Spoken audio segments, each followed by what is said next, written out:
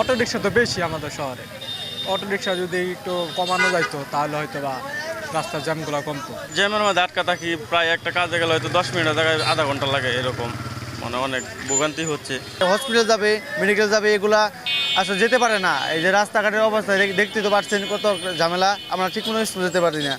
এগুলো প্রশাসন কিছু দেখে না আমাদের। সিটি কর্পোরেশন টাকা নিছে, লাইসেন্স দিছে, সমানে লাইসেন্স দিছে। বিগত সরকারের সময় অনিয়মে চলছে, হ্যাঁ, অবৈধভাবে টাকা নিছে।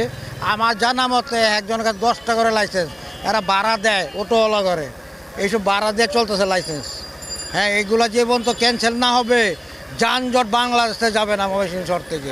ট্রাফিকদের একটু ভালোভাবে কাজ করতে হবে, গাড়ি যাতে দুই দিকে না যায়, একসাথে এক লাইনে যাইতে হবে, এরকম আর কি। আর এছাড়া ট্রাফিক একটু সচেতন থাকলে আর কি এটা করা সম্ভব, আর জনগণেরও একটু সচেতন থাকতে হবে। সার্বক্ষণিক এখানে কাজ করতেছি। আর নগর পরিকল্পনা বলতে এই ময়মনসিংহ শহরে যেই পরিমাণ অটো আছে, আর এই যে গাঙ্গিনাপাড়া এলাকায় যেই পরিমাণ যে ফুটপাতে দোকান, এগুলো আসলে আমরা মানে পেরে উঠতেছি না এদের সাথে। 11টা পর্যন্ত আমাদের ডিউটি করতে হয়।